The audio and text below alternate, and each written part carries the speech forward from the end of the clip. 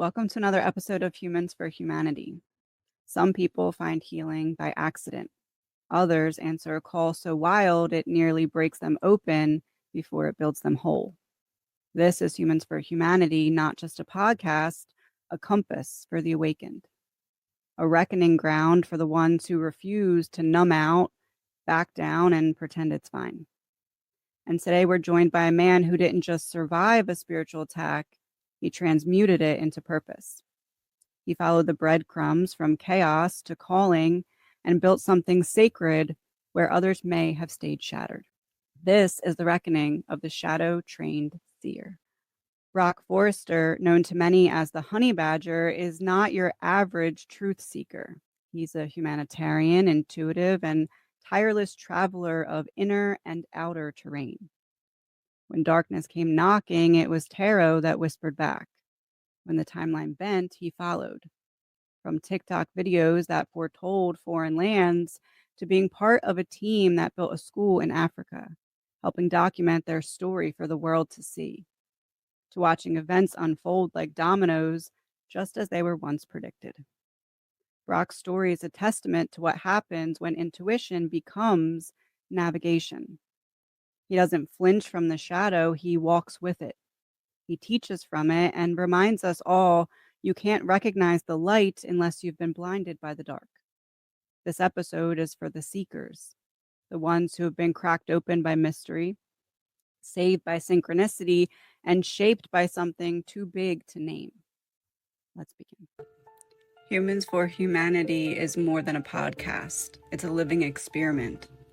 A spiritual archive, a collective echo of what it means to walk the obstacle course of embodiment and come out more whole than we began. Each episode is guided by spirit and shaped by tarot. I don't write questions in advance, I pull cards and follow the energy. Because I believe the soul already knows what wants to be spoken, it just needs permission to speak. Behind this project is something bigger. I channeled a map called the Blueprint. It's my theory of consciousness. It says that we don't just show up on Earth, we drop in with purpose. And as we move through life, we traverse an invisible structure made of energetic gateways, each linked to a chakra, each initiating us into a deeper version of truth, power, and love. Every human story holds clues.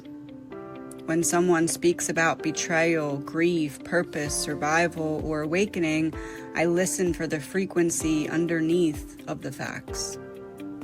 The blueprint helps me track where their soul is in the arc of return, what chakra they're wrestling with, what lesson they came here to embody. This podcast helps me prove the blueprint by living it in real time. By letting people tell the truth of what they've been through and noticing the patterns that emerge. Because when we zoom out, we see your story isn't separate from mine. And our pain isn't random, it's part of the passage. Humans for Humanity is the collective field where those pieces come together. Where what once broke us becomes what makes us medicine. It's a sacred conversation between one voice and the many, one soul and the system that we're all moving through. And if we keep listening, we just might remember why we came. Welcome, Broc. Thank you so much for being here today. I'm so excited to have you on the podcast. Thank you for having me. It's a pleasure to be here. So it's interesting because I paused the screen after the intro so that I can adjust the layout. And I just happened to get a random phone call. And I was like, oh, I'm so glad that call happened now. So I want to actually start because I feel like that was divine. Here's your start, because I wasn't sure where I wanted to start with this.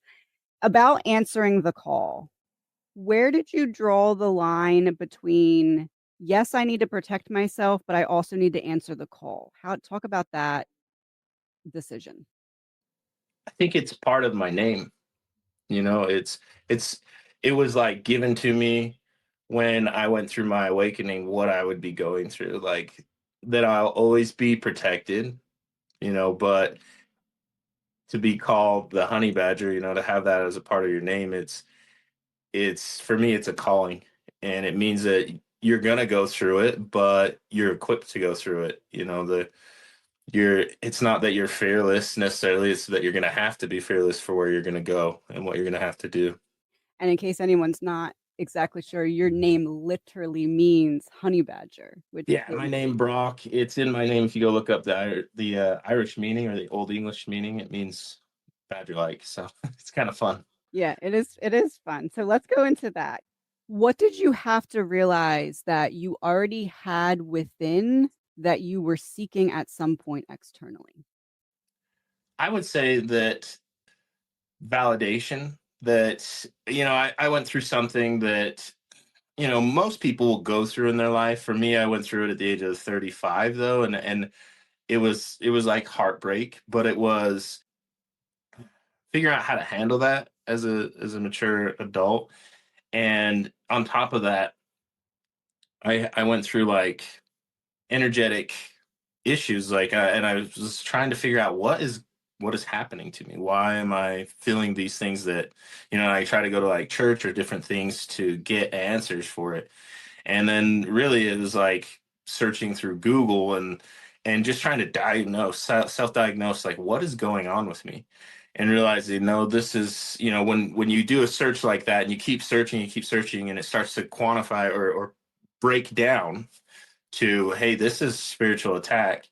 um you start to have to look within yourself, because the external answers they just aren't vibing anymore. And so I had to really realize that there's more to this world than the external. Before that, I was all about my BMW and my business and girls and all this random stuff, and I had to break that down. Talk about what actions internally you had to replicate externally. So internally, my world has shifted. I now need to approach situations differently. I now need to view things from a different perspective. I now need to like catch myself if I'm going in the direction that doesn't align with where I'm trying to go. Talk about how that translated externally. Well, I can tell you, like, it was such an extreme shift, because when I went through my like awakening, it was it was one night and then the next day. So, and when I woke up, I knew, I was like, this is, everything was shifted, and it was in such an extreme form. It was like I was in a new body, a new me, and it felt that way. It was very, very real. And so at that point, I was like, what do I do? Let's say like you get a new slate. That's how it felt. I got a new slate. What do I do? And honestly, being that new to like just feeling that type of energy, I was like, okay, I need to do something good. And it's funny because it's like, of all the things I chose to do, I saw that like I had a dog at the time, and I would take my dog outside, and there's just, where I live, there was plenty of dogs. There's tons of animals, and they would, nobody cleans up the dog poop there. It's a really nice area. But I was like, okay, day one of me being somebody good, I'm gonna spend the whole day cleaning up dog poop. Like something so stupid, right? It barely made a dent in society. I'm pretty sure 3 days later, 4 days later, it's full of the same thing. And I spent all day probably filling up an entire garbage can worth of dog poop. But for me, the actions that it was taking on me, it started that trigger of self-giving, self-love. I don't care if it doesn't make a dent, it's making an impression on me. And then going from there and feeling, it's an expression of gratitude. I think gratitude is really where it all starts. That's where it shifts for people, is when in their various like deepest low, that they can shift inwardly. That's like where it happens, because you're broken down to your very low. And when you can be grateful from that point, okay, now you're teachable. Now the spirit can really work through you, and now you have a direction. So talking about then that shift, right? When when your brain is trying to pull you back into old patterns, but you're bound and determined to, like you said, do anything to show up differently.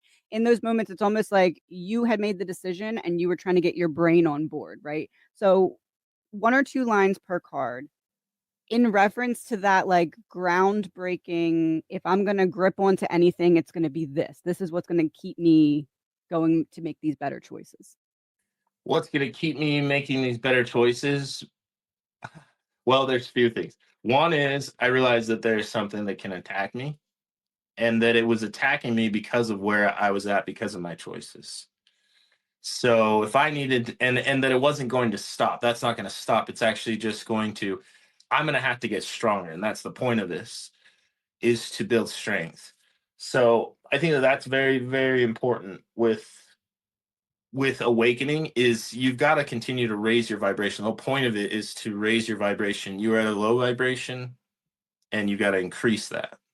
For this, I would say I had to learn how to shift my from an ego perspective into a more from like a self perspective into other people perspective. Really see through their eyes, and especially when you're like going through the awakening process, everything is brand new to you. You might be here for 35 years, but you're seeing life through a new pair of eyes, which is neat, but at the same time, not everybody's seeing that. And so I had to like shift from an ego perspective and learn to see what they're seeing. And it's crazy because you're seeing things that not everybody's seeing. So you got to kind of be careful, especially in the awakening process, to not sound like a crazy person. And Mhm. it's like only somebody that's been through the awakening will, or through that dark night of the soul and come out the other end, will understand what I'm even talking about. But if you're not careful, people will be like, "Hey, what are you on? What's going on with you?" But truly, it's just you are awake to something that they're not, or you're seeing a color that it's like just describing the color red to a blind person. So it's a very personal thing. Yeah. I couldn't have said that better myself. That is literally how it feels. You've described to a T how it feels. It's like Yeah. the balance of like, oh, I want to take a step, but I just need to dip my toes in because it's almost like you've started speaking another language and you're like, oh, nobody else is speaking this yet. What's going on? Yeah. Oh, I love this one. So this one to me, those two cups are like, it's like playing a video game, right? And that's how it was pointed out to me, because I'm just, when I went through my process, it was like I admitted it to myself. I don't know any of this, and I'm, when it comes to school, I'm the dumbest of the dumb. Like I'm the kid that got really good at playing on the playground, but I couldn't spell you a word if I tried. I was just really bad at that type of learning, and that's where I had to like go inward and realize that's exactly what makes me me. It's, you don't have to be smarter than everyone else. It's about what's in your heart. And for me, my awakening was kind of unique. It fell over. My entire world had to fall over for me to witness or see the cups behind me. And my reference points, like in a video game, you have a reference point, or you have a place where you, a save point, because you died and you go back to that save point. Well, in my awakening, I was given a save point or a reference point in the future. I was seeing things where I would be 6 months, 12 months, 2 years down the road. And when you have that kind of a reference point, no matter what you're facing, no matter what witchcraft or dark energy or what you're feeling that day, you can call on that reference point, and it's like an anchor to your soul. It's like, no, I know, I've already been there. No matter what you're showing me, I've already achieved this. And then you just push towards it. And it's cool once you're standing in that reference point and you're standing looking back, you just see the miracle of everything that brought you to it. It's really neat. You describe this scene to a T. It's like you're in the tower and you get this vision of this all has a purpose. Yeah. You just have to hang on to the why.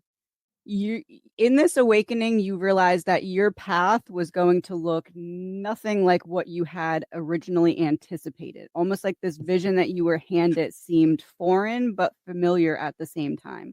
Talk about the process of like getting out of your own way and allowing spirit to take the wheel. Right. Well, so it's interesting because I mean, I was,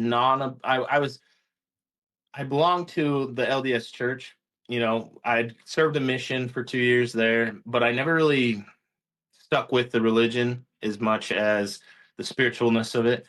And what happened with my like awakening and going through it, I had to kind of let go of all those, any belief really. It was let go of everything, what anybody ever told me I am. And I had to go in and say, okay, from the very core, who am I? And when I broke that down and stopped being told this is who you are and started asking the question of who am I, and asking is such an important part of awakening. You have to ask the questions every time. You will get an answer because you're that connected. That's the whole point of it, but you have to ask the questions. And for me, that's what that turning point right there is what really helped me get on my feet and continue. So for the audience watching right now, one question per card. What's something that you would say, like if someone watching this is like, okay, but what kind of questions do I even ask myself, right? Where do I start? Like death, I would say the question would be, what changes am I resisting because I'm scared of the ending?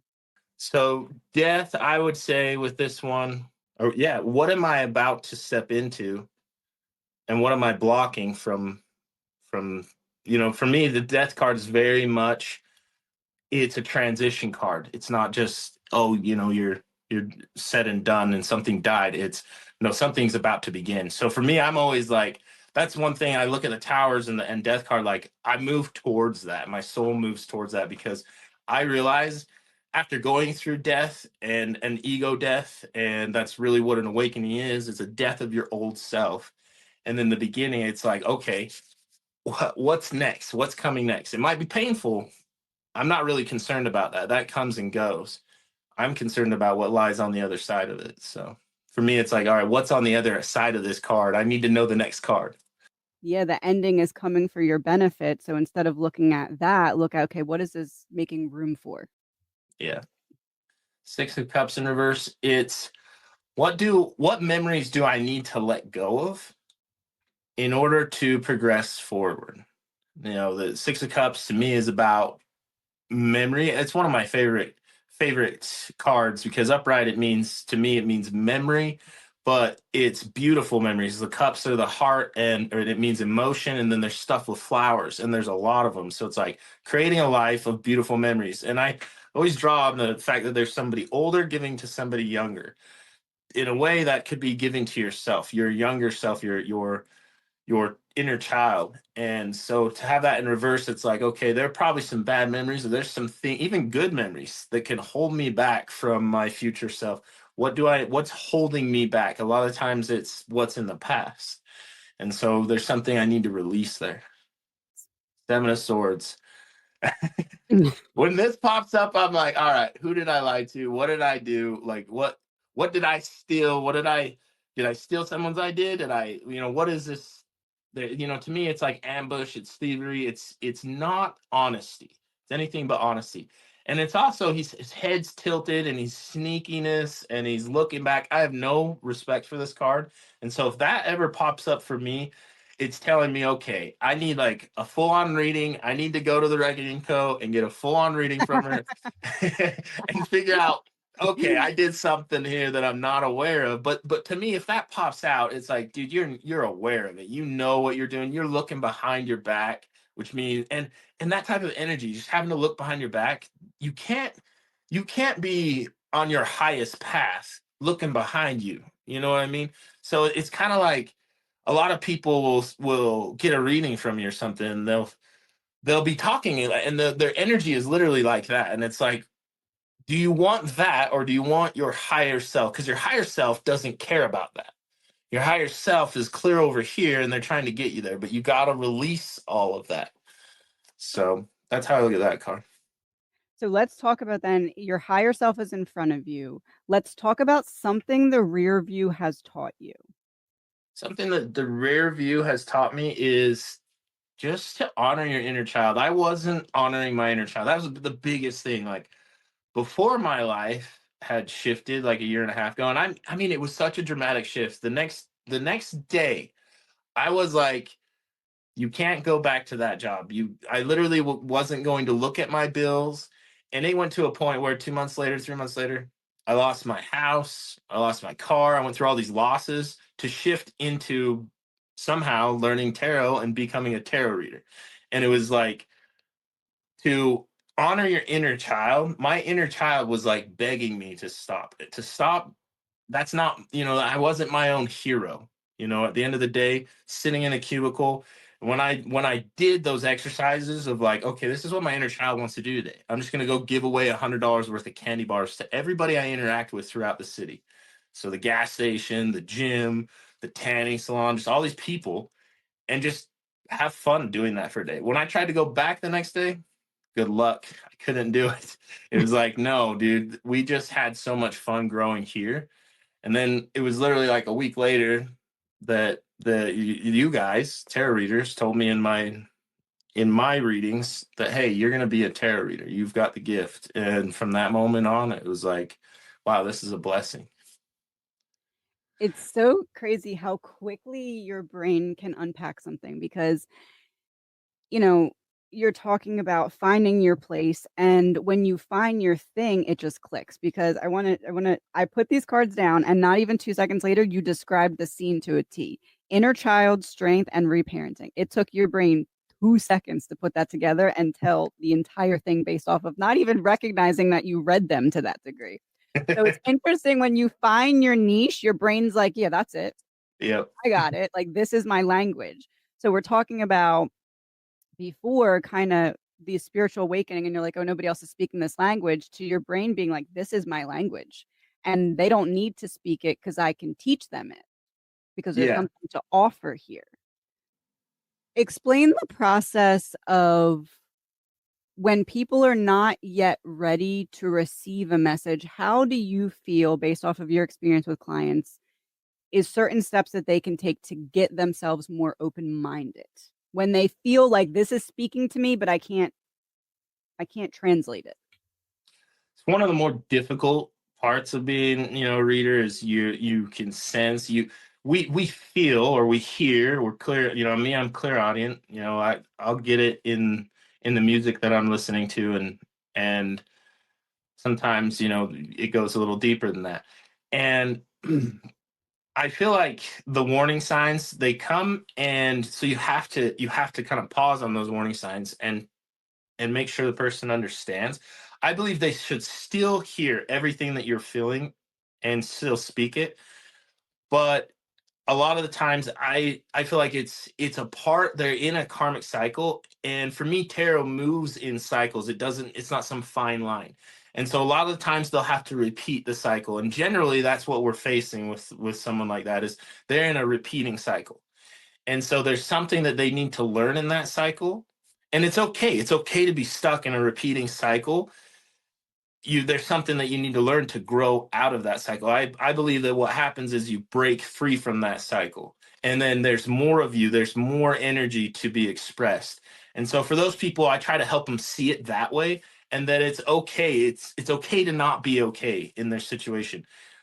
It's just about awareness, finding out awareness, asking for help, and humbling yourself to the point where you can take that and be a receiver. A lot of people want to know the answers, and they're really, a lot of people are empathic that are coming to healers, to tarot readers. They're using their empathy. That's why they're here. And a narcissist isn't going to sit here on the phone with me and listen to this, but the empath in a person will. And so when they can put themselves in a receiving, because empaths are hard on not receiving. They want to give.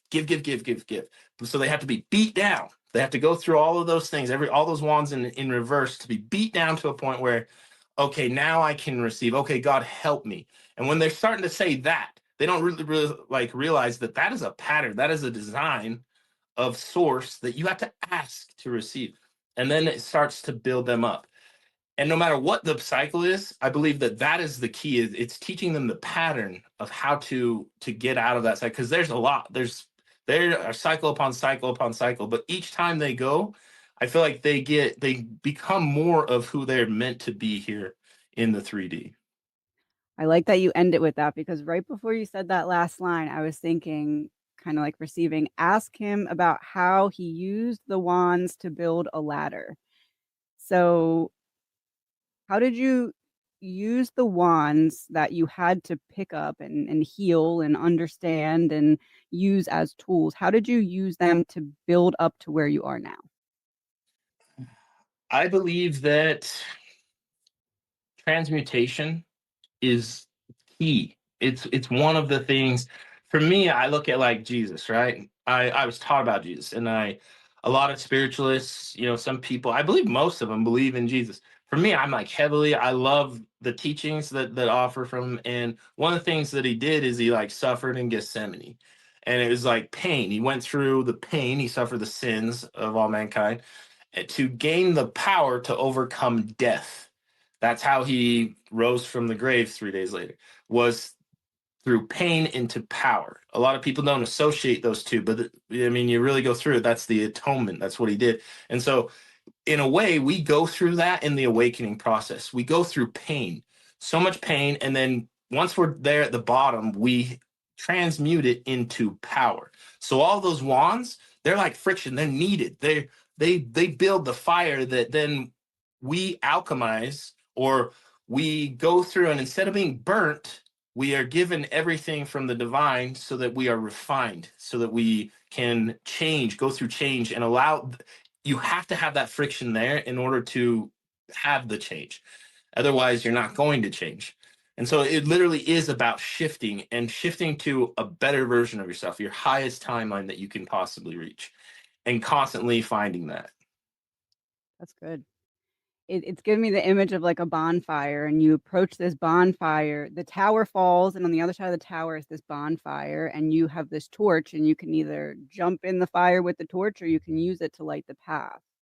Talk about the shadow that when you faced it, it wasn't what you expected.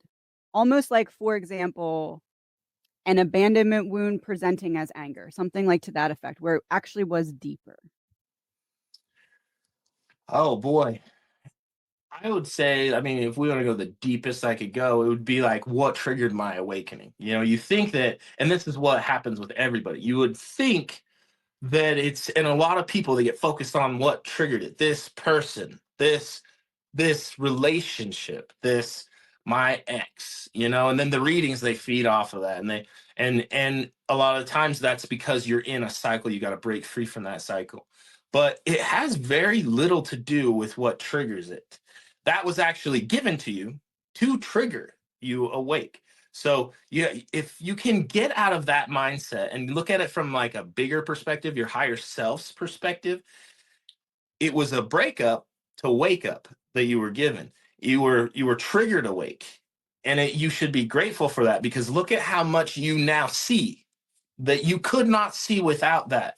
So for me, it's like that was a blessing. That wasn't something that I should hold in contempt. And then another thing is like, it's kind of off subject of that you were sorry that you were talking about, is I noticed that a lot of the times confidence will be built.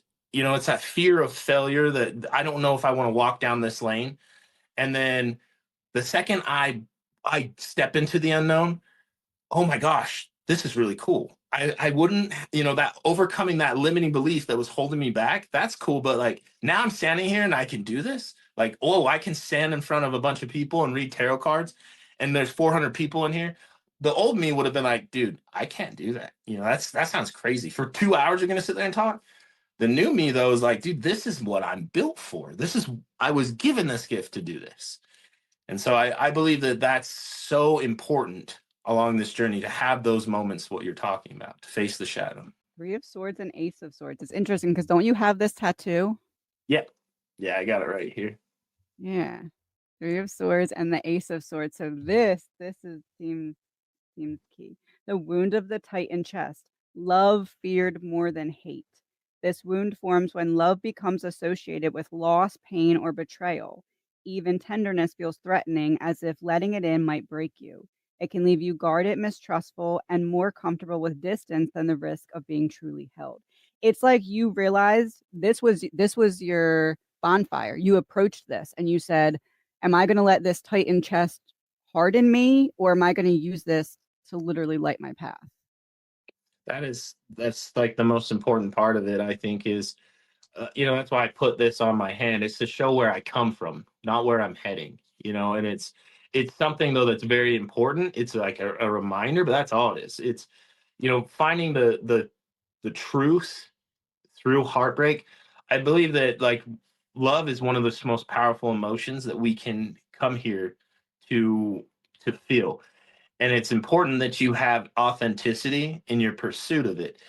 And so in order to have that authenticity, you got to break that down. You got to find who you are to the core of who you are, not just who other people say you are, not just who your wounds tell you you are, but you got to dig a little bit deeper. Okay, who am I beyond these things?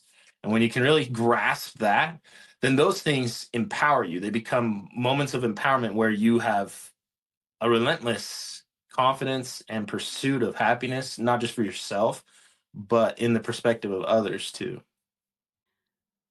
So talk about the process then of like de-shedding everything that was not yours that was projected onto you. Like the process of first even like realizing what was yours and what was a projection and what was part of a wound. How do you know? Like if you were explaining to the audience, how do you know what's yours and what's not?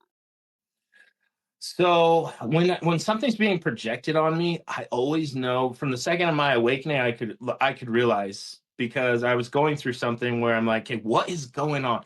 I'm being told these things, and I got into an argument with myself about what this is over here, and I could tell you like that's when it started to attack was when I was like, no, that's not my voice. That's something else. And so you'll know, I think you're even as low vibrational as I was at that moment, I still knew that that wasn't my voice. And then knowing your own inner voice, I think that's a dialogue between you and the divine. I believe that we are we have divinity within us, and you'll know because it's always trying to pull you forward. It's always trying to progress you to that chosen one path, to that path of like you're the hero of your story, of the inner child that's waiting to break free inside of you. And so I think that going through that, it's a process. It's not something that you learn right off the bat, but you will always know because of the results in the lower vibration or the higher vibration. And if you're always seeking higher vibrational, like, oh man, I just did this, but that actually was a lower vibrational thing. That's not my higher self. So even though it seemed okay, it's not my higher self, and I want to be on a higher path. So I've got to alter. I've got to learn from this. And everybody, I think a lot of people just get stuck on, oh, I screwed up. No, that's why you're here. It's to learn. How else are you going to learn to go on that higher path if you don't screw up at first? I think that part's important. You need to go through it, but you don't need to be owned by it. Talk about then the inner child. And so you touched on the inner child, you touched on like the hero's journey, the fool's journey. Talk about the process of like the mind and reconnecting with an inner child that you had been disconnected with for some time. So I think that with the mind, I'm very much my mind can go everywhere, so I needed to start to feel. I needed to go back into like my feelings and my heart and just trust in that. And the world will always teach you like stay away from what you feel because feelings, people that react emotionally. Well, there's something called emotional intelligence too. And that's like knowing that, hey, this feeling is one I should act upon and to seek that feeling, not because you get tons of feelings. You can have bad feelings, all kinds, but there's always that one triggered feeling that's just like, whoa, I feel that. And to act when you feel that, no matter what it is, no matter what shape it comes in, no matter what form it is, if it's seeing a bum sitting on the street and you just feel to stop your car, get out of your car and go learn his name and give him a few bucks and take him to go get, a hamburger. I've had those moments and they are more life changing than you would think. But you've got to no matter what, act on it when it comes in. They're like little bits of light that I feel are given to us. And they're to like kick us back on that road because later that day, you don't know, but because you did that action, it triggered all these other actions where that was the trigger point. Something over here and I know that part too because it's been revealed to me. Had I not done that, then I wouldn't end up over here doing that. And how many of those have I missed in life? So it's like those rare moments of intuition the inner child is there speaking it. It's saying, hey, that's the hero's journey right there. Go do that thing. And you feel it too. You feel so damn good. It's hard not to smile at what you just accomplished, even though nobody saw it. There's those moments where nobody's looking. Like the in your darkness, that you're really developing yourself. And as you do that, holy crap, man, you progress so far spiritually. It's interesting because it's like no one's watching, but your inner child's watching, and you realize, whoa, that's the person that I was needing to show myself to the whole time, not the outside, the inside. Exactly, because they're the ones that are there showing up for you when no one else was. Absolutely. Talk about the role your inner child plays in what you do for career. That's a huge one because it's like I used to be a web developer and I own my own business, and I could just go and screw off for 40 hours a week and do 5 hours of business and make a check that most people can't make in a month. I could make it a week. I built myself up that way, but I was unsatisfied. I just I was yearning for more. I was playing Grand Theft Auto with my life, basically. I was just like, all right, what else can I do to get away with? And when I started answering my inner child, it was kind of like this, what will people think? I'm jumping from that type of lifestyle to going homeless, being willing to go homeless to be a tarot reader. Everybody looked at me and they're like, especially in where I live in Utah, everybody is LDS. So they're just like, what is he going through? What is wrong with him? And so I wasn't just facing that whole thing that I'm talking about. I'm facing other people judging that. And that was part of like the isolation that I went through for elevation. And I believe that that's also a pattern. It's a part of like the blueprint of developing yourself, of going through the spiritual awakening, of ascending. And so my inner child was the thing that brought me through that, because they were there when I was at my lowest. And honoring my inner child gave me that little feeling like, all right, well, even though everybody else is making fun of this, I'm gonna show you some magic. And then when I would sit there and do a reading with somebody, and I know if the other people were on like a fly on the wall, they'd be like, "That's coincidence. There's no way." And then another person, and they'd be like, "That's coincidence." But after 8 people, and it's all things that you couldn't just make up that's happening, and it's not just eight; it's 8 out of 8, and then it's 16 out of 16, and it's like I haven't, knock on wood, but there isn't one that's off, and everybody's telling you that, and it's like you're witnessing miracle after miracle just by opening your damn throat chakra. It comes out to you and it translates to you that your inner child is like, dude, that's you're Harry Potter, like you're doing magic. And so for me, I'm like, I'm gonna listen to that. And that's what's gonna carry me through all of these people judging me and discriminating and wondering what the hell's going on with them. But what's interesting too is a few months later, a year later, they'll catch a glimpse of you. I've had people catch a glimpse of me and they'll be like, you're a different person. Like I thought you were losing your mind, but what you're saying is resonating. It makes perfect sense. And it's never been told to me like that before. And so it's neat to follow that and see where it takes you. Yeah, that I couldn't describe that better myself. I understand that part of the journey very deeply because it's like it's almost like the lack of acceptance that you experience at first is you accepting that light, because that light is going to inevitably irritate people along the way. So that first disconnection is God, is spirit being like, hey, look, it's not going to be a walk in the park. Do you want it? Right. But once you see the light, you're like, I can't put this back down. I can't put Yeah. this back down. Yeah. Surrender, hanged man, the star, there's the light, and the 10 of swords. Even though it's painful, you need to go into surrender. Talk about that process. Talk about but I'm called in this direction, so I shall go. I believe that I kind of look at it, the darkness is like a storm. It's chaos. You don't know what's in it. It's gonna be there might be parts of it that are gonna cut you up. It's sharp. Emotionally, it's gonna cut you up. But I also believe that that unknown is where you find the light. Just like a star in the sky. I love this analogy. It's like, well, you can't see them in daylight. You can see them in darkness, though. That's when they shine brightest. That's your energy.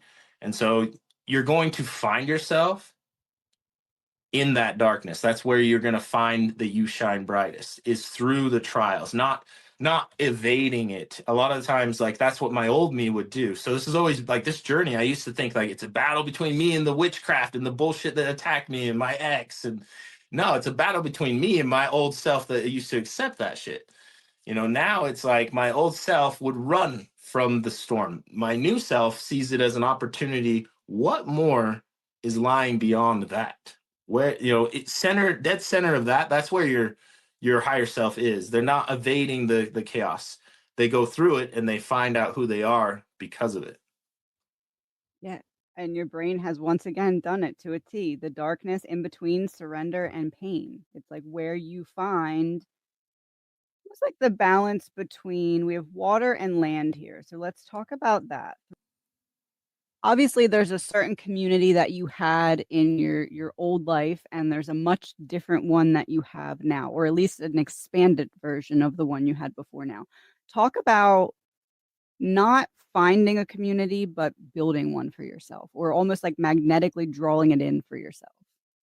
Yeah, that was one thing though, like the tarot readers, my tarot readings, my phone became something of like a transmuter itself. And it's like when I went through my awakening, I would receive everything that I needed at the moment that I needed it. And it was like a compass. And so I would sit there and to go from having no tarot readers, I'd never even seen a tarot reader in my life. I looked at TikTok to watch half naked girls dancing. I was that guy. And then the next day, it shifts, and all I'm doing is getting message after message from somebody I don't know, but they're talking to me like they know me better than my own mother knows what I'm going through. And they're describing my life and they're giving me these steps to take. And as I started taking them, yes, I walked away from everyone else. But I realized that that was a life that was holding me back. I don't want to claim that they were holding me back, but that was a version of me that I had to walk away from in order to find who I truly am. Now, along that path, there are other people doing the same thing.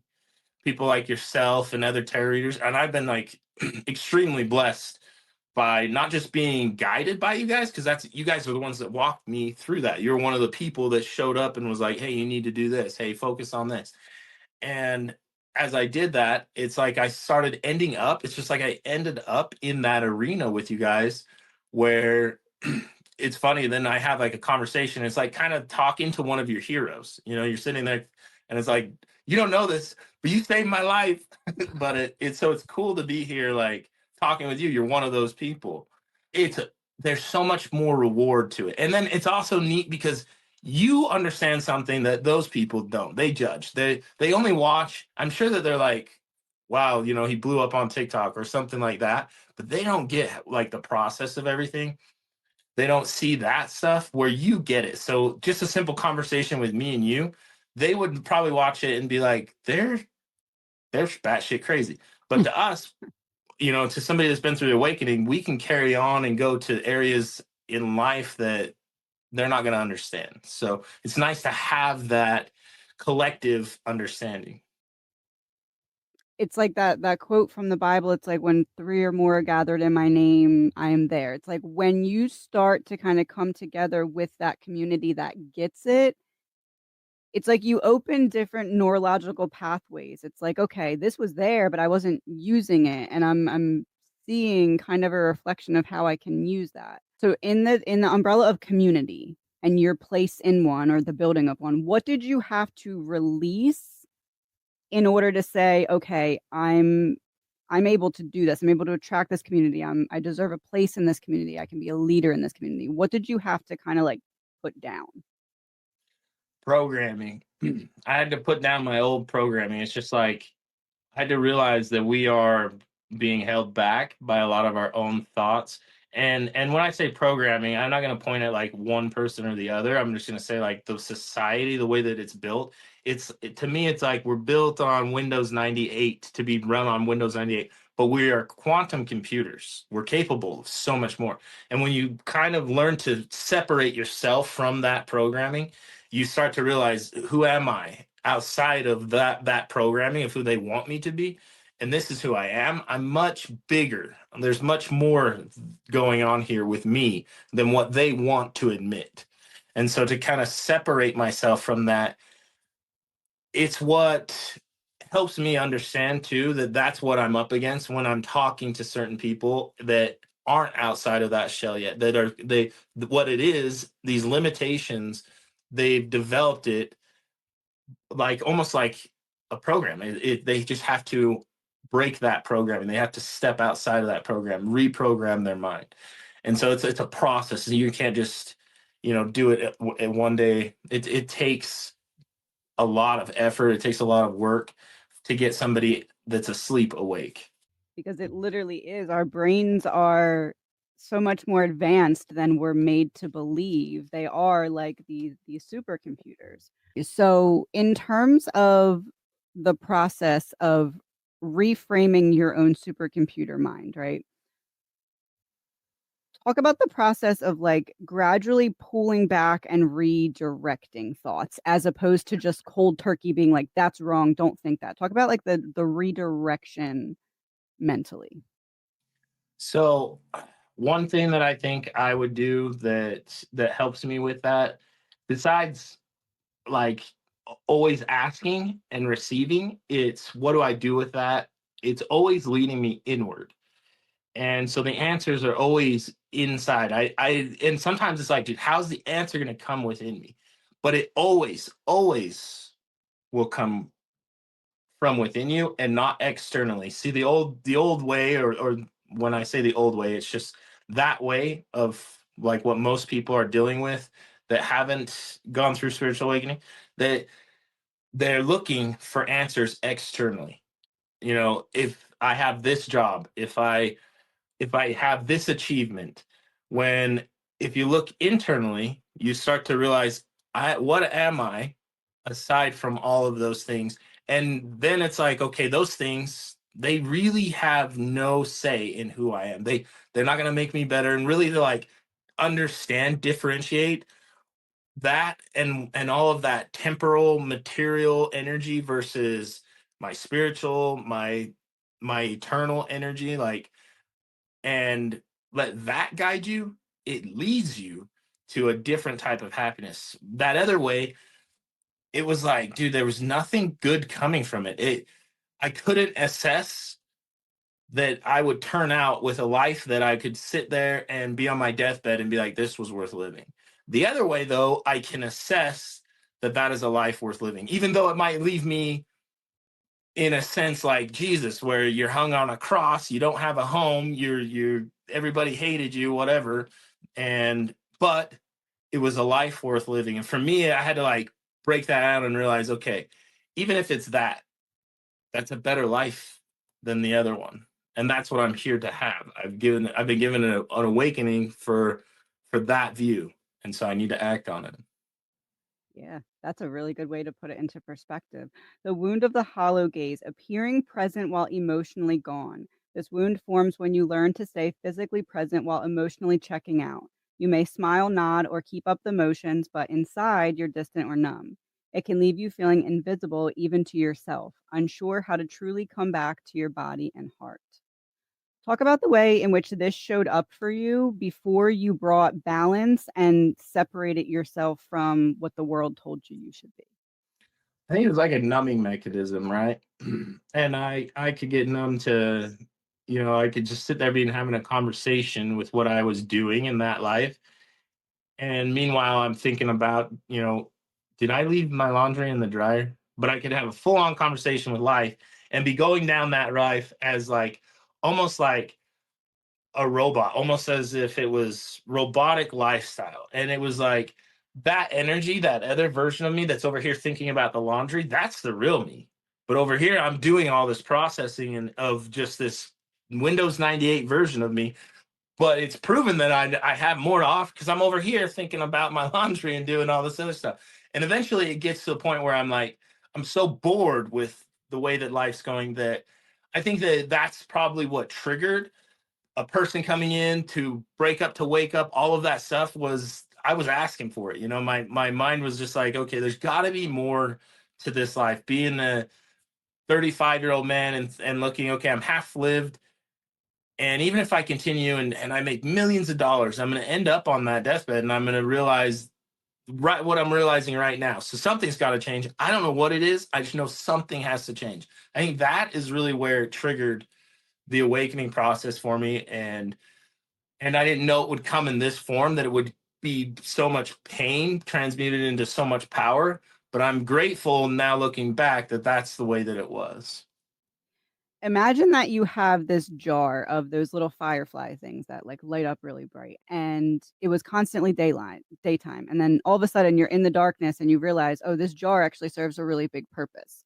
Talk about like the letting out of these fireflies, letting out essentially your light that you had been incubating for years out into the world. That's like one of the more empowering things, because way I shaped that darkness was like it was telling me more and more of who I was not, and I lost who I was in that darkness. It was, that darkness was, and it broke me to the point of like not even having confidence. That darkness became a point where it was like it was seeking my confidence. It wanted to break me as a man.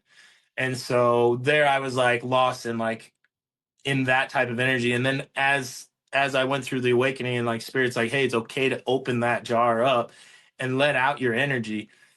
I realized, one, that that is who I am right there, that nobody can mess with that. But two, that it was there all along, that nobody, it, not only was it there all along, but when you express it, how much light can come off of it, and not having to seek it from like you were constantly, for me, the darkness was existing because I was constantly seeking it, but it was there all along. It was me all along. What I mean by that too, if I translate that into like tarot, it's like the second I picked up those cards, I owned them. Like it was, I didn't even have to know. I didn't even know the descriptions of them. In my first reading, the girl was crying, and so I'm like, I just, the energy was already there. I owned it. It belonged to me. And so how much of that have I been suppressing by keeping that jar closed? And then now look at what is accomplished, what has been done by opening it. I can only know it by looking back at my life. I don't really see it moving forward as much as when I look back, I'm like, look at this lit path. Look at, those are miracles that brought me here. And had I kept that jar closed, nothing, I wouldn't see none of it. Absolutely. So, what would you say to someone who just listened to that and said, oh man, I have this closed jar, but like I'm really nervous to open it? Queen of Cups, one line Queen of Cups, or one statement Queen of Cups. I would say that statement, if you didn't know it, it just means self-sabotaging. You're just self-sabotaging it. You just need to stop being in your own way. You're just dipping your toe in the water. You got to submerge yourself. That means just let go. Let go of what people think, let go of what they feel.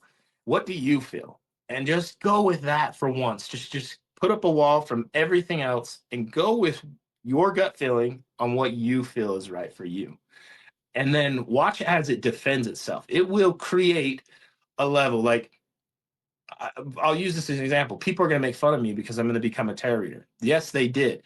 But instantly, Spirit was like, okay, I'm going to blow you up. I'm going to make you go viral. And then I look at the list and it's like, okay, there was one bad comment. There was 50 good comments. Okay, now go try to find a bad comment in all of my videos. You can't find it because there's so many good ones. Spirit will put you in a way to mold and shape yourself. If it's really you, you'll know it because people will love it. There will be people that will detest it, but you will be backed by something that loves you. Yeah, that was good. Yeah, I believe that that's like key to it. I've been blessed with that, where it's like the way I look at it is like when I went through my awakening, God was like, I'm going to place something inside of you, and that will protect you. And you can, whether you believe like that it's a shard or whatever it is, just put the energy out in your mind that there's something now that's special about you and that you're protected because of that. Now, what do you want to do with that light? It's your light. You do what you want with it, but you are protected. And how many times have I just not had to engage? not had to fight back, and watch as that light defended itself. It's like, where you go, I will be before you, you know, and it really is that true. It's that energy. It's that scripture that says, no weapon formed against you shall prosper. I believe as you walk that path, whether your path is going to be being a tarot reader like ours, or a light worker, or a healer, or whatever it is, even if you're just sharing quotes, that is a path to enlightenment. It's a path to the divine. And as you walk it, it is protected. It's designed to be afflicted, but it is designed to be protected as well. Yeah. Two of Swords in reverse. I would say with this one, indecision can be one of the biggest things that holds us back. And so it's important to, when you don't know what to do, just do the next best thing. What is this? Okay, I don't know. I screwed up, or where I'm at, I'm somehow I ended up in the darkness again. What's going on? All right, now I just know what's the next best thing. For me, it's always an inner thing, and it's always asking, taking it into a receiving, getting back into being a receiver instead of always a giver, because that's empathically, we just want to constantly give, but I've got to receive. And then it's gratitude that's going to open me up. Gratitude to me is like a weapon. It's one of my biggest tools. It opens me up. It tells the universe, hey, I'm ready to receive. It's instead of looking at what I don't have, because that's what I'm faced with, I start to be thankful for what I already have. And from there, it's like, oh my gosh, I have it all right now. And it changes everything. And then that obstacle becomes an opportunity now, where I can walk over it knowing all of this about what I am and who I am. That makes me think of the quote, I don't chase, I attract. When you just are in that high vibration, when we talk about how being in that high vibration will bring you the opportunities and the people and the support and the things you need, people are like, okay, yeah, that sounds like a bunch of woo woo, right? But talk about how you've seen in real time how increasing your vibration has just put on your path the next tool that you needed. Yeah, I mean, well, we'll take this scenario. So when I was going through my like awakening, right? It was like, hey, you'll be a tarot reader. Like I got almost like a prophecy of what I will go through. And it was like a timeline that was distorted a little bit, but it was given to me. And at the time, I'm just listening to tarot readers, but they're telling me like, hey, you're going to step foot on foreign lands. You're going to do all these things. You're going to be a tarot reader. This is before I was even a tarot reader. They were telling me these things. I'd just gone through my awakening. And then to step into that miracle of like, okay, I'm here, I'm a tarot reader, and I'm actually doing it, I'm good. And then somebody comes into my life and he ends up being a person of spiritual regard that is also financially capable, and I end up meeting him, and he ends up flying me out to be on a TV series, and he wants to shoot me over to Africa to where I'm going to be on foreign soil, where he ended up building a school, and I'm going to be there documenting it. I mean, how else, when I see that, if no matter what you have to say, it can't measure to what I know now. There's no, you're blind to something that I am not. And so that's where it comes into that confidence level where I can speak with authority on the things I know, because one, I'm standing in a place where you aren't. I'm standing on soil you aren't standing on. So in that respect, you have to, I own that respect. But two, spiritually, I walked that process. And if you haven't walked that process, how can you speak on it? So it's kind of that energy of knowing, and because you lived that. Right. And when it's supposed to be something that you are in receiving so that you can have the ripple effect of that, it can't be stopped. There will be a way that it will align with you somehow, some way. So many ways that I think it was going to stop. Like, did I think, okay, it's not going to happen. It's not going to happen. It never happens the way you think it is. That's the important thing. You got to just feel. It's not a road you can see. It's one you can feel, and you move on that feeling. Let the divine work out how. You just got to know why. Absolutely. Which is perfect for the next thing. Okay, so again, one card per blank but God. So like this obstacle but God, right? I would say the world but God. And well, the world is like designed to be everything three-dimensional, right? But God is everything five-dimensional. Than what I just talked about. The world would say that's insane. You're not receiving things that are going to tell you that you're going to go stand in foreign lands and then you're going to go stand in them. Yet I did it. So how, and that didn't come from anything that the world could teach you. That actually defied everything that the world stood in opposition of that. And that's why I believed the world, what you could see, not what you feel. And so for me, it's like, that's a big one. The high priestess is one of the best energies to stand in. Yeah, that's so true because the high priestess is literally that 5D, and it's also the feminine of the Hierophant. So it's like, in order to be there and have those 5D connections, you need to feel. You need to have access to your emotions. That's the bridge. Yes. The hermit. The hermit. I'm going to be alone, but God. Yeah. You can't find it. You can't find God out there. You're not, I mean, maybe you can. I haven't, I searched, I found it in, I didn't find it without. And it took being alone for me to find that that energy, that divine energy that belongs to me, that my connection to the divine. And it's like, I love the hermit. He's closing his eyes. It looks like he's squinting his eyes. He's walking on rugged ground and he's holding up a lantern. To me, that lantern represents like the voice of God, or the knowledge of God. And it's like, that's what guides you on this rugged path. And it's not something you have to open your eyes to see. It is a lantern to your every footstep, and it's something you got to feel that energy. You have to go inward and be alone. It's isolation, but it's for elevation. The light actually shows you the 5D Yes. after it blinds you for a moment. Right.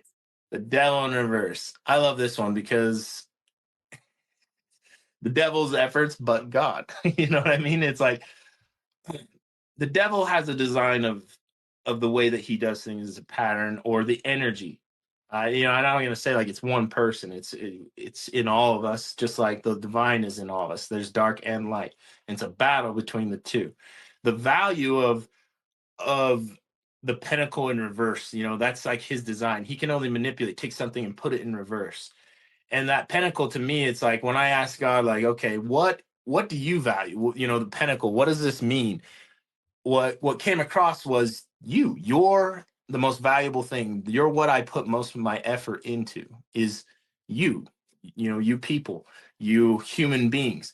And so to see the devil in reverse, that this pentacle is above his head but it's in reverse, it just shows what that energy does. It's meant to put you in reverse with the divine. It's meant to take you away.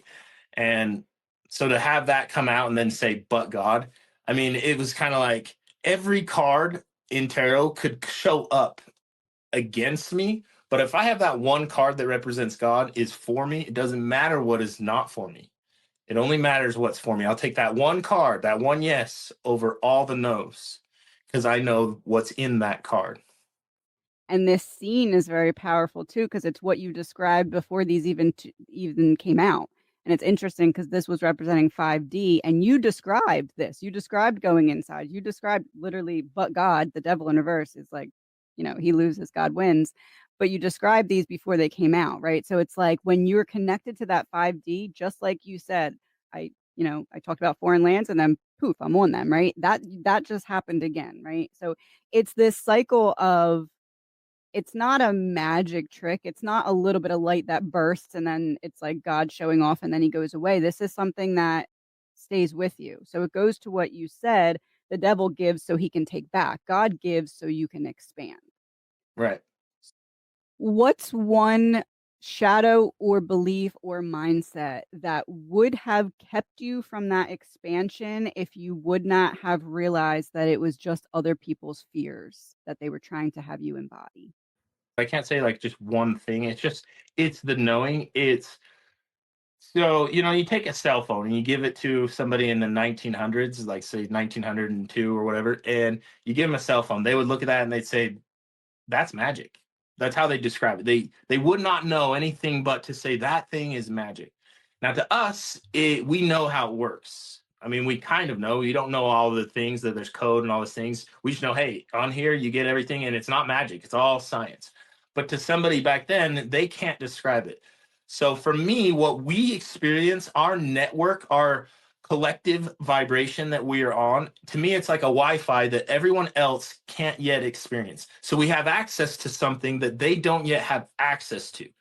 But so to describe it to them, it's insane. But to us, it's like we're connected to something that to them they say, oh, well, that's magic. But to us, it's like there's so much more to it. That whole system of what I just described, I know that you feel it, and I know that you, like when I say, hey, I saw this in a vision, and I saw that, like the terrorists told me I'd be standing in foreign lands building a school, and then boom, there I am documenting a built school. You know that that's real. That's part of that network. For me, knowing that, seeing that, and having that, like that is a huge part of overcoming that obstacle of being on the other side and being like, that ain't true. That's not true. Because that was very much who I was. I thought it was hocus pocus. When somebody said, hey, I did a love spell on you, I was like, that's cute. That's so cute. You spent $40 on that? That's cute. You know, little did I know it would be one of the worst things I ever had to experience. But so you know what I mean? Like to have that confidence, that understanding, it's really important to me.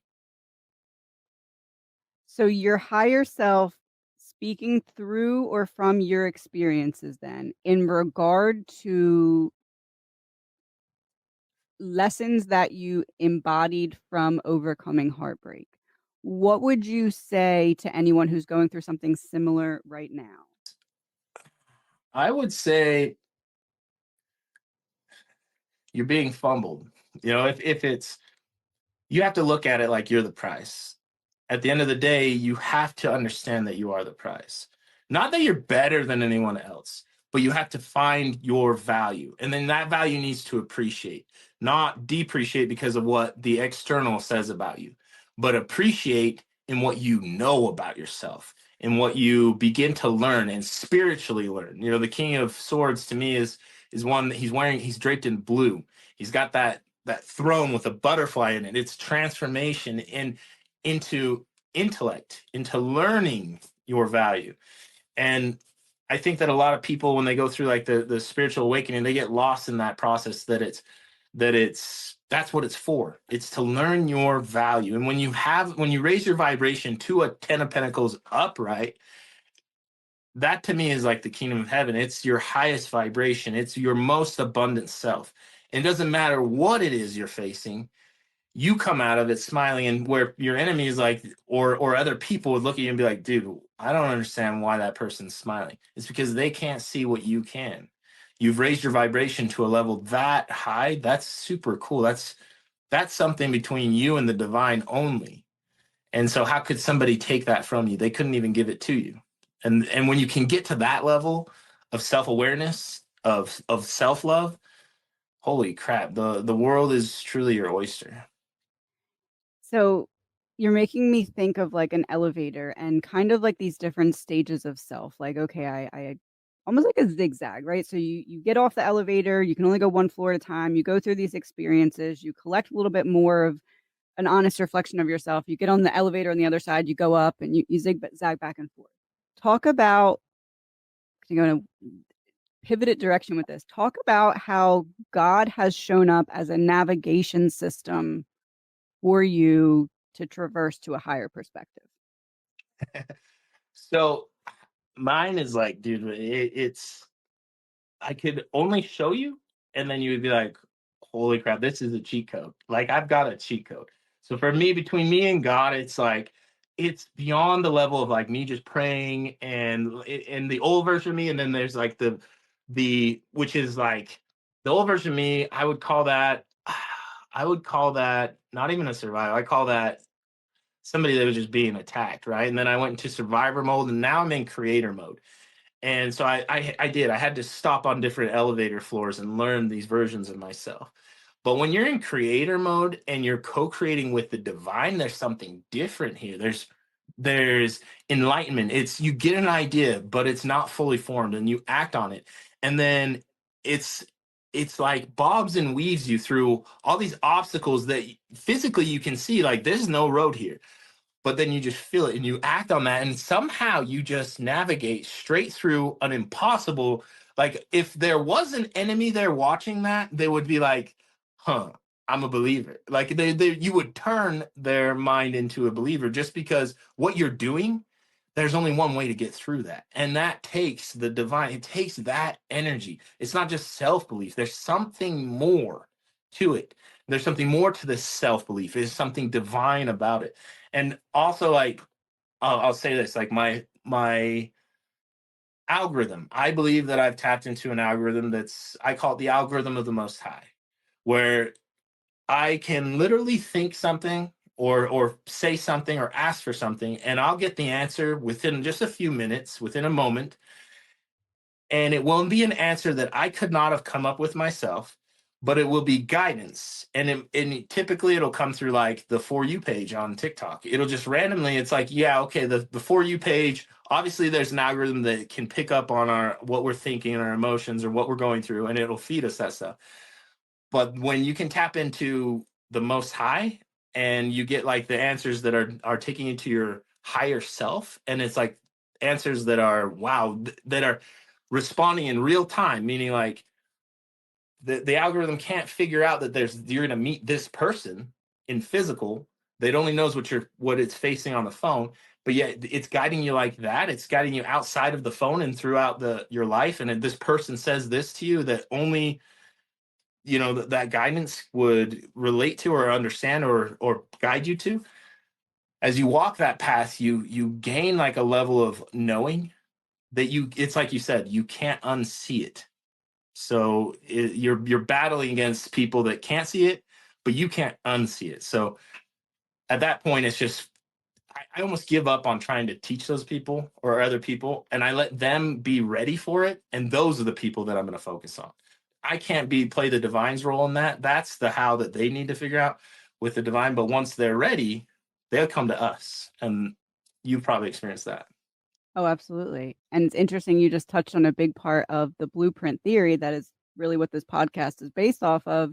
Is I reference in the book that social media as the as below version of the library of souls. It's like, you know, learning our own energetic pulse and how we affect each other, how we all play roles in one another's movies, right? So Yeah. when we're talking to the audience about the choice to not continue the cycle that's keeping them out of alignment with their highest self, what's something you would say to them to the effect of these cards, the magician? With the magician, I would say you have to manifest it. You have to believe in magic. You have to. It's like my son. If he believes he's a dinosaur, the kid's a dinosaur. If he wants to beat me up, he can beat me up. There's no part of his reality that says he can't. You've got to get back to that, and that's why the inner child is so important. That's why it's never left you. That's why you got to not give a shit what people say. If your inner child wants you to be Harry Potter, go be Harry Potter. I promise you, you are. You just got to believe. You got to get back to where your imagination can take flight. Five of Swords. I would say that you've got to learn to put down the sword. You've got to learn that this isn't a battle that you can win with swords. It takes more than that. The swords are required, but to gain off of other people's loss, that's not your higher self. Your higher self would tell you that there's more, and it would put you inward. It would, a lot of times the people will be like, they'll be battling their demons. And to me, I don't think you battle them. What you do is you find your higher self. You completely, wherever the darkness is, you 180 that. And you'll find the light directly 180 from that.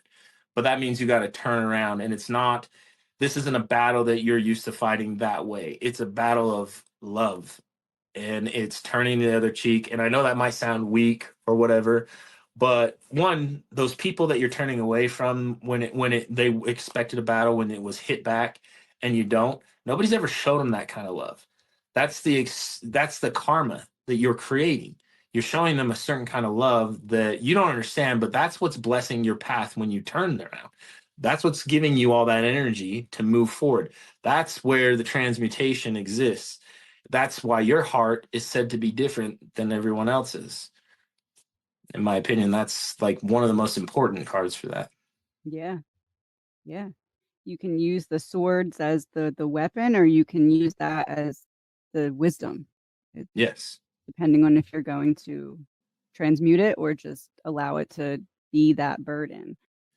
Three of Wands, you're the way I see it is you might be standing alone in that. I like to envision that he's holding three wands, and he's holding the one's behind his shoulder, and the other one's kind of off to his front left or right, and the other one is holding the present, and there's one behind him and one kind of off in front of him. So it's like focus on the present and make sure that your present is on the high ground. It'll give you a view of if you can take the high ground in that situation, you'll see everything as it truly is. But when you don't take the high ground, when you succumb or you don't break free from that cycle, you'll continue to go through it. You'll continue to be in the mix. When you're in the high ground, though, you've elevated above it. It's not like you're something better than. It's that now you have a correct perspective. It's to give you a better perspective, a bird's eye view of what you're missing while you're out there, in the turmoil. And once you have that perspective, you can know how to get out of it. Now you can see it for what it really is. Like, let's take pornography for an example. That's something that can really mess with somebody.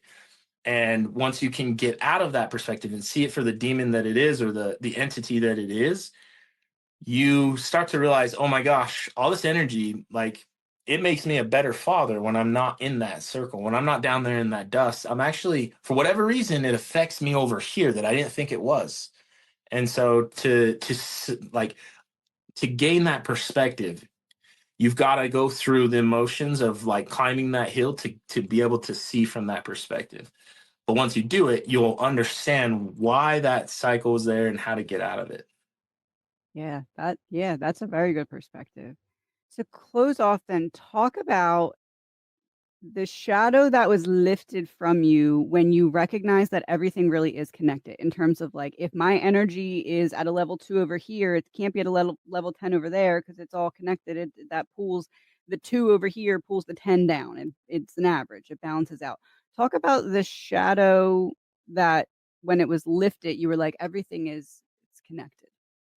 Well, for me, I would say like it's so finite. To me, it's like hardwired versus what everybody thinks is like soft wired in or it's like some Bluetooth connection. For me, I'm like hardwired in. So I see it as something that like obviously I can't unsee, but when I know that there is a higher version of me and I'm connected to that, for me it's like all I need to do is remember the feeling.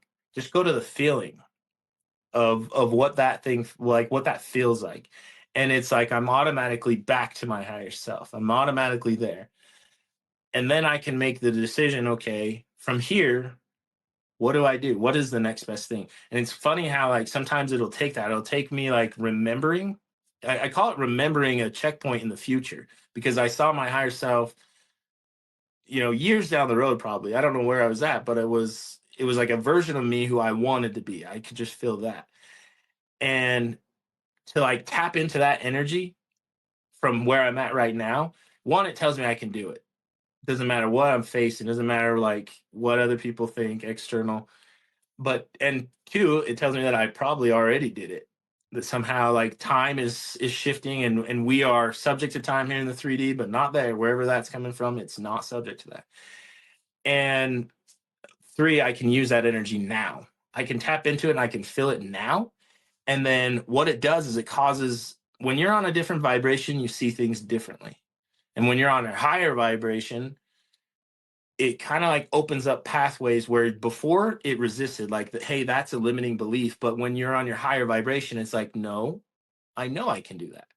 And so you step over that and then you step into the unknown, and that's when you discover more of yourself and you're like, oh, that's why my higher self was feeding me this, because this is who I really am. In fact, that was exciting, and I've been missing out on this excitement.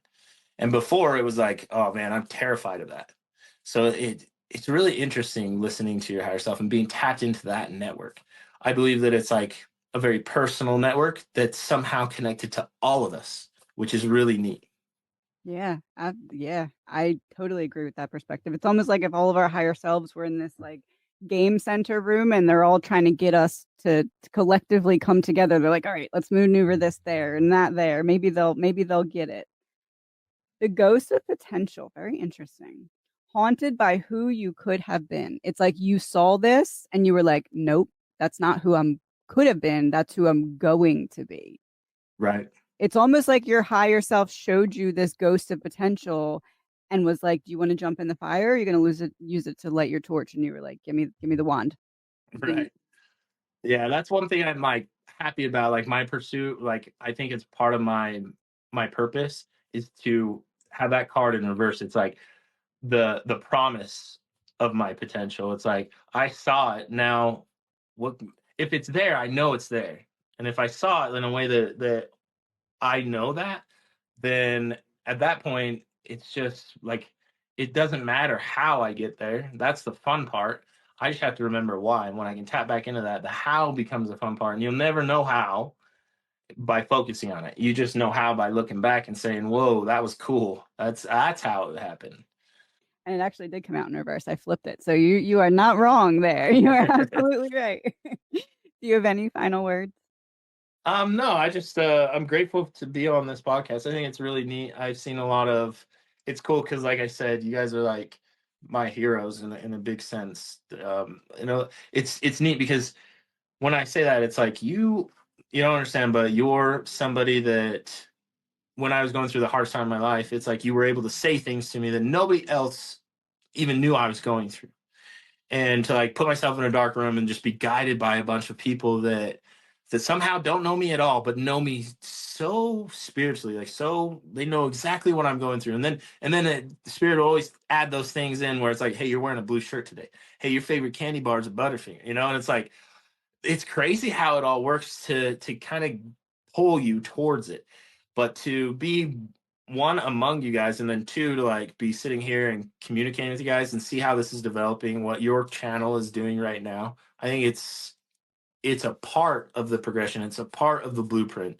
It's what needs to happen for us to elevate and as like as mankind grows, as not just technology, I think AI is a part of it. I think, but this spiritual awakening that everybody's going through, I believe that we're on track, and it's cool to be a part of that track.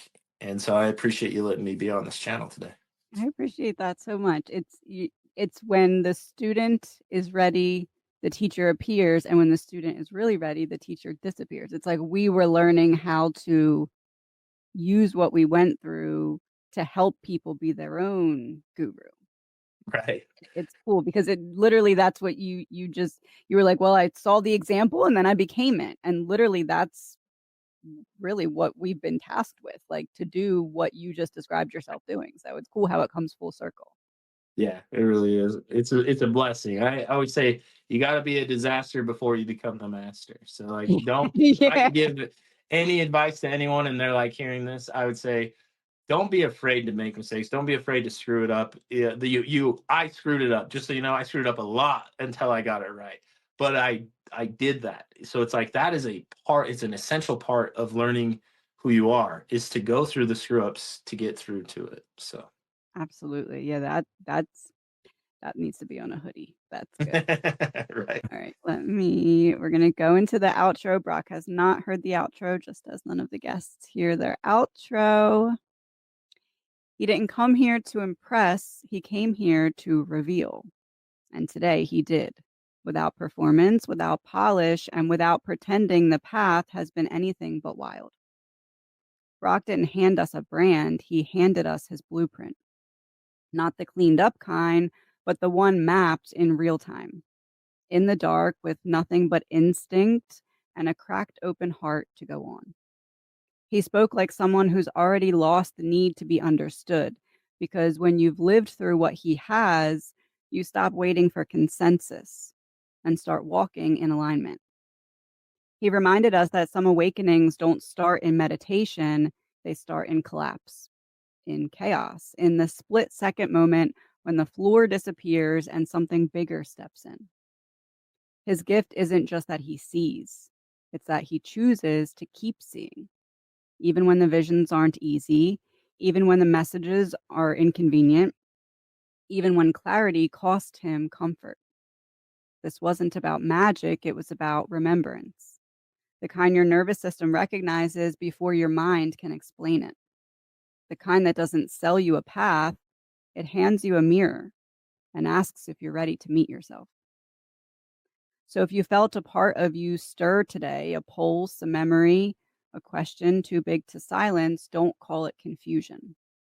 Call it contact. That was your system brushing up against truth. Truth that doesn't beg to be believed. Truth that already lives in you, waiting to be followed. Thank you again so much to Broc.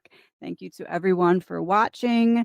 Next week, we have my friend Sarah, who's going to be talking about the journey from infertility to fertility. And then after that, my friend Amanda, who is a professional fighter, talking about mindset. So those will be cool episodes to look forward to as well. Please remember the Humans for Humanity community page is open. It is a free resource. If you give me about a week, Broc's page will be up there.